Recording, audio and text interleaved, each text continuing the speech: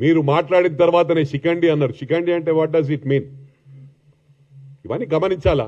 అంటే మీరు మాట్లాడితేనేమో సంసారం, మేము మాట్లాడితే వ్యభిచారం. ఇవన్నీ కూడా ప్రజలు గమనిస్తా ఉన్నారు. ఇవాళ ఫోన్ ట్యాపింగ్ చేసింది వాస్తవం కాదా? మీ సొంత చెల్లెది బావది కూడా వాళ్ళ ట్యాపింగ్ చేసిండ్రు, సినిమా యాక్టర్ల ట్యాపింగ్ చేసిండ్రు, అదేవిధంగా హీరోయిన్ల ట్యాపింగ్ చేసిండ్రు. ఎవరి ట్యాపింగ్ చేయలేదు చెప్పండి, ఎవరి ట్యాపింగ్ చేయలేదు చెప్పండి. చేసిన అన్ని ఇల్లీగల్ పనులు మీరే, అసైన్మెంట్ భూములు అమ్ముకుంది మీరే, దోసుకుంది మీరే, లక్షల కోట్లు అప్పు చేసింది మీరే. ఒకటి ప్రజలు గమనిస్తా ఉన్నారు. నేను మిమ్మల్ని అడుగుతా ఉన్నా, మనం మార్నింగ్ బ్రేక్ఫాస్ట్ చేస్తాం, మధ్యాహ్నం లంచ్ చేస్తాం, రాత్రి డిన్నర్ చేస్తాం. బ్రేక్ఫాస్ట్, లంచ్, డిన్నర్ 3 పూటలు ఒకటేసారి పెడితే తినగలుగుతామా మనం? మేం సిస్టమేటిక్ వేలో ఏవైతే పథకాలు హామీ ఇచ్చామో 200% వి గాట్ ఎనఫ్ టైం.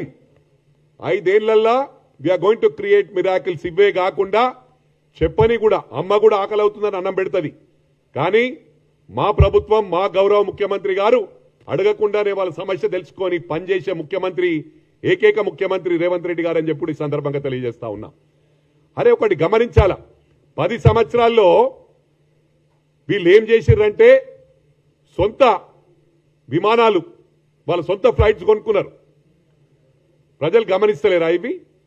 ఇలా చాలా మాట్లాడుతున్నారు మీరు. లక్షల కోట్లకు ఎదిగిపోయినరు. మా గౌరవ ముఖ్యమంత్రి ఏమంటుండంటే డిష్ వాషింగ్ చేయడం తప్పు కాదు, అక్కడ డిష్ వాషింగ్ చేసి లక్షల కోట్లు ఇడికెళ్ళి వచ్చినాయి. ఆయన గెలిచింది కూడా ఇట్లా తెలంగాణ ఉద్యమం పేరట కేకే మహేందర్ రెడ్డి గారు హార్డ్ వర్క్ చేసి ఆ కాన్స్టిట్యున్సీని మంచిగా ప్రతి ఉద్యమంలో పాల్గొని సరిగ్గా టైంకి వచ్చి నోటికాడి బుక్క ఎత్తుకొని పోయి 300 ఓట్లు 400 ఓట్లతో గెలిచిన ఘనత నువ్వు. మా గౌరవ ముఖ్యమంత్రి గారు వితౌట్ సింబల్ ఇండిపెండెంట్ గా జెడ్పీటీసీ అయ్యాడు, ఇండిపెండెంట్ గా ఎమ్మెల్సీ అయ్యాడు. ఈ got is individuality, he has proved that. అదెందుకు గుర్తు చేస్తలేవు నువ్వు? మర్చిపోయినావా? అమెరికా నుంచి వచ్చాడు తప్పు లేదు, నువ్వు అమెరికాలో చాలా చదువుకున్నావు, మీ నాన్నగారి అది ఇత్తనం కాబట్టి మీరు మాటలల్లా మేధావులు, మిమ్మల్ని మించేవాడు మాట్లాడు. నువ్వు తిమ్మిని బొమ్మ చేస్తారు, బొమ్మని తిమ్మి చేస్తారు. అది you are capable of doing that, we know pretty well that. అది కాదు మాట్లాడేది ఇక్కడ. అంటే చదువున్నా లేకున్నా ఇక్కడ సత్తా ఉన్న కేపబిలిటీ ఉన్న గ్రౌండ్కి వెళ్ళి వచ్చిండు. గ్రౌండ్ రియాలిటీ తెలుసు, హార్డ్ వర్క్తో వచ్చిండు కాబట్టి ప్రజలందరికీ కూడా తెలుసు. ఇలా మేమేవైతే పథకాలు చెప్పినామో అన్నీ కూడా ఫేస్ వారిగా ఇలా ప్రతి ఊర్లో 50 ఇండ్లు 100 ఇండ్లు ఇచ్చినాం. మీరేమిచ్చిర్రు? హైదరాబాద్ ఒకటి నీకు ఎక్కడ ల్యాండ్స్ కొన్నావు అక్కడ ఫ్లైఓవర్స్ మొత్తం రాష్ట్రం డబ్బులను తెచ్చి ఇక్కడనే డంప్ చేసిండ్రు. ఎవరబ్బా సొమ్మిది? We are tax payers. ప్రజలందరూ ఇలా మీడియా సోదరులు ఉన్నారు, మీడియా సోదరులకు కూడా కొన్ని చోట్ల ఎలక్షన్స్ ఉన్నాయంటే ఖమ్మంలు ఇచ్చేసిండ్రు. అంటే వీళ్ళు మీడియాలో పనిచేస్తలేరా? వీళ్ళు మనోళ్ళు కాదా? మన ఇండియన్స్ కాదా? మన రాష్ట్రం వాళ్ళు కాదా? నేను చెప్పేది ఏంటంటే మా గౌరవ ముఖ్యమంత్రి గారు ఎవరు చూసినా కూడా సమానంగా చూస్తాడు. ప్రతి విలేజ్ లో సిస్టమేటిక్ గా చేసుకుంటూ పోతున్నాం మేము. ఇప్పుడు ప్రజలు గమనించారు కాబట్టి మాకు మ్యాండేట్ ఇచ్చిండ్రు, బ్రహ్మాండమైన మ్యాండేట్ ఇచ్చిండ్రు. ఇవెందుకు గమనిస్తలేరు? నేను ఒకటే చెప్తా ఉన్నా కేటీఆర్ కు, ఇదే విధంగా సోషల్ మీడియాను అడ్డం పెట్టుకొని యూట్యూబ్ అడ్డం పెట్టుకొని ఇష్టారాజ్యంగా మాట్లాడితే మేము సహించబోము. రేపు టీ న్యూస్ నేలమట్టం చేస్తే, ఎందుకంటున్నా నేను, ఒక 30-40 మంది పోయి మహా న్యూస్ మీద అటాక్ చేసిండ్రు. అంటే మీరు చేస్తే పెద్ద గ్రేటా? మాకు చేత కాదా? మాది లక్షల మంది వస్తారు, లక్షల మంది వచ్చి మీద పడతారు. నేలమట్టం టైం పెట్టినామనుకో పీరియడ్, మార్నింగ్ టు నైట్ నేలమట్టం అంటే నేలమట్టం చేస్తాం. నేను నిన్న టీ న్యూస్ లో చూసిన కొన్ని లైవ్ లో ఇచ్చిండ్రు. వాడు కిందేసి తొక్కుతాడంటోడు. ఎవరిని? మా గౌరవ ముఖ్యమంత్రి గారిని కిందేసి తొక్కుతాడంట. వానికంత తోపు ఉంటే నేను నాకు ఫోన్ నంబర్ ఇరాబాయి, నేనే వస్తా. ఇద్దరమే, మా కార్యకర్తలు అవసరం లేదు. మా కార్యకర్తలు వస్తే పొట్టు మీ టీ న్యూస్ క్లోజ్ అయిపోతుంది. ఈ టీ న్యూస్ ఒకటి, మిర్రర్ టీవీ, ఈ పనికిరాని ఛానల్ ఉన్నాయి. నేను అందరిని అనదలుచుకోలే. మీడియా పరువు తీస్తున్నారు వీళ్ళు ఇష్టారాజ్యంగా, ఏది పడుతుంది అన్ని, ఏది కూడా బ్యాలెన్సింగ్ వేలో ప్రజాస్వామ్య పద్ధతిలో చేయాలి, డెమోక్రటిక్ వేలో. ఎక్కడుంది డెమోక్రసీ? ఎవడిష్టం మనకు ఒకటే పనిగా ఓన్లీ కాంగ్రెస్ కు వ్యతిరేకం. బ్యాలెన్స్ చేసుకుంటా అన్నిటి సమానంగా మాట్లాడుతూ. ఒకప్పుడు నేను ఇక్కడ ఎందుకు చెప్తా ఉన్నానంటే గౌరవ మన ప్రైమ్ మినిస్టర్ మోడీ గారిని కూడా ఎట్లా పడితే అట్లా మాట్లాడింది కేటీఆర్. వాళ్ళు ప్రభుత్వం ఉన్నప్పుడు మీరు గతంలోకి పోయి చూడండి, మీడియా సోదరులకు అందరూ తెలుసు. ఇలా రేవంత్ రెడ్డి గురించి మాట్లాడే నైతిక హక్కు కేటీఆర్కి లేనే లేదు. నీకు ఉండొచ్చు, నాలెడ్జ్ ఉండొచ్చు, చాలా తెలివి అనుకుంటున్నావు నువ్వు, కానీ నువ్వు షార్ట్ కట్లు వచ్చినావు, లాంగ్ రన్లో రాలే. మా గౌరవ ముఖ్యమంత్రి లాంగ్ రన్లో వచ్చిండు, నువ్వు షార్ట్ కట్లు వచ్చి టక్ మనొచ్చి సీట్ మీద కూర్చున్నావు. అయినా కూడా నువ్వు గౌరవ ముఖ్యమంత్రి అయిదామనుకున్నావు, ముఖ్యమంత్రి అవకాశం దొరకలే. మా రేవంత్ రెడ్డి గారు స్టెప్ బై స్టెప్ సిస్టమేటిక్ వేలో అదే విధంగా ఆ ఫ్లో ఉంటుంది. మేమేవైతే పథకాలు ప్రామిస్ చేసినామో తెలంగాణ రాష్ట్ర ప్రజలకు విజ్ఞప్తి చేస్తా ఉన్నా, మీరు ఏ విలేజ్ కని వెళ్ళండి అమ్మా, మీ ఊర్లో ఏ విధంగా అభివృద్ధి అయిందో అదే విధంగా యూనిఫామ్ వేలో అన్ని గ్రామాలలో అయినాయి. అన్ని గ్రామాలలో రేషన్ కార్డ్స్ ఇచ్చినాం, అన్ని గ్రామాలలో సన్న బియ్యం ఇచ్చినాం, అన్ని గ్రామాలలో హౌసింగ్ ఇచ్చినాం.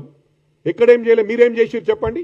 ఇల్లు ఇస్తాం అని 10 సంవత్సరాలు అయిపోయింది, పీకిరు, క్లోజ్ అయిపోయాయి దుకాణం. ఇక ఇప్పుడు మళ్ళీ ఎంబడబడ్డారు, పెన్షన్లు అన్ని ఇస్తాము. మీరు ఎక్కడిచ్చారు 4.5 ఏళ్ళు? 4.5 ఏళ్ళు ఏమి ఇయ్యలే, 4.5 years నథింగ్, ఏం చేయలేదు. ఇక ప్రభుత్వం వచ్చేట్లేదంటే టక టక టక టక టక టక టక పడ్డాయి. రైతు బంధు పడ్డది. పడ్డాక ప్రజలు ఏమనుకున్నారు, అరే ఇదే విధంగా ఇస్తారనుకుని ఓట్లు వేసిండ్రు.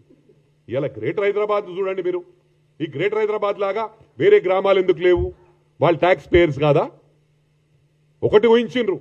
ఇక్కడ మీరు ఏమనుకుంటారు అంటే వన్ సైడ్ మాకు 24 పడ్డాయని, మీ తిట్లకు అడ్రస్ లేకుండా చేయాలా. కానీ ప్రజలు ఏంటంటే చాలా ఇదొక greater Hyderabad is a mini India, ఇది గ్లోబల్ సిటీ కూడా. అన్ని దేశాల వాళ్ళు ఉన్నారు, అన్ని రాష్ట్రాల వారు ఉన్నారు. ఇవన్నీ కూడా గమనించాలా. ఇవన్నీ గమనించి ప్రజలు ఏమనుకున్నారంటే పీస్ఫుల్గా ఉండాలి, ఈ ప్రభుత్వం వస్తుందేమో అనుకొని మాకెందుకు తలకాయ నొప్పి, రేపు మళ్ళీ బ్లాక్మెయిల్ చేస్తారు. ఎంతో మందిని పోలీసులతో కొట్టించి ఇష్టారాజ్యంగా చేసి పార్టీలో జాయిన్ చేసుకురు. అదే పని పెట్టుకురు వాళ్ళు. అప్పుడు ఇలా మేము ఆ పని పెట్టుకుంటలే అని నేను బాధపడుతున్నా. మనం కూడా ఆ పని పెట్టుకోవాలని మా గౌరవ ముఖ్యమంత్రి గారికి, పిసిసి గారికి, రాహుల్ గాంధీ గారికి, మా మల్లికార్జున్ ఖార్గే గారికి, నేను సోనియా గాంధీ గారికి రిక్వెస్ట్ చేస్తా ఉన్నా. ఈరోజు ఫర్ ఎగ్జాంపుల్ రాహుల్ గాంధీ గారి ఫ్యామిలీ సాక్రిఫైస్డ్ ఫ్యామిలీ, వారు ఈరోజు కూడా ఎకానమీ ఫ్లైట్లో ట్రావెల్ చేస్తాడు స్టిల్ ఆన్ టుడే. అదే ప్రియాంక గాంధీ గారు ఒక చిన్న డబుల్ బెడ్రూమ్ అపార్ట్మెంట్లో ఢిల్లీలో ఉంటుంది, నివసిస్తుంది. ఇవన్నీ ప్రజలు గమనిస్తలేరా? వాళ్ళకు చరిత్ర ఉంది. రాహుల్ గాంధీ గారు ప్రియాంక గారి ముందే వాళ్ళ నాన్నమ్మని చంపేసిండ్రు, చిన్నగా ఉన్నప్పుడు వాళ్ళ నాన్నని చంపేసిండ్రు. వాళ్ళు భయప్రాంతులతోనే పెరిగిండ్రు. We have to appreciate that. ఇలా వీళ్ళు ఏం లేకుండానే 10 సంవత్సరాల్లో సొంత ఫ్లైట్లు కొనుక్కురు, లక్షల కోట్లకు ఎదుర్కొండ్రు, ఫామ్ హౌస్లు కట్టుకున్నారు. ఈయన పెద్ద మాట్లాడతాడు. హరీష్ రావు ఏడుంది ఫామ్ హౌస్, చెరువులో కట్టుకున్నాడు అజీజ్ నగర్లో. ఇవన్నీ తెలివయా? మరి మా గౌరవ ముఖ్యమంత్రి గారు ఎందుకు యాక్షన్ తీసుకుంటున్నాడో అడుగుతా ఉన్నా. నేను ఇక్కడ నుంచి మీడియా ద్వారా రిక్వెస్ట్ చేస్తా ఉన్నా, వాళ్ళ మీద యాక్షన్ తీసుకోవాలి సార్. లేకపోతే ప్రజల్లో రాంగ్ మెసేజ్ పోతా ఉంది. వాళ్ళు ఇష్టారాజ్యంగా మాట్లాడుతూ ఉన్నారు. వాళ్ళు ఏంటంటే వాళ్ళంతా రైట్, మనం రాంగ్ అనుకుంటున్నారు. Definitely we have to prove that. వాళ్ళ ఏమేమి ఉన్నాయో వాళ్ళ అన్ని ఇమీడియట్ గా హైడ్రాక్ చెప్పి ఫస్ట్ వాళ్ళ మీద యాక్షన్ తీసుకోవాలని నేను ప్రజల ద్వారా, అదేవిధంగా పత్రికల ద్వారా, ఎలక్ట్రానిక్ మీడియా ద్వారా మా గౌరవ ముఖ్యమంత్రి పిసిసి గారికి రిక్వెస్ట్ చేస్తా ఉన్నా. హరీష్ రావు మీద యాక్షన్ తీసుకోవాలా. డబ్బులని ఏడికెళ్ళి వచ్చినాయి, వాళ్ళ మీద ఏసీబీ ట్రాప్లు పెట్టి వాళ్ళకి ఏడికెళ్ళి వచ్చినాయి, అవన్నీ కూడా ఎంక్వైరీ చేయాలని చెప్పి కూడా విజ్ఞప్తి చేస్తా ఉన్నాను.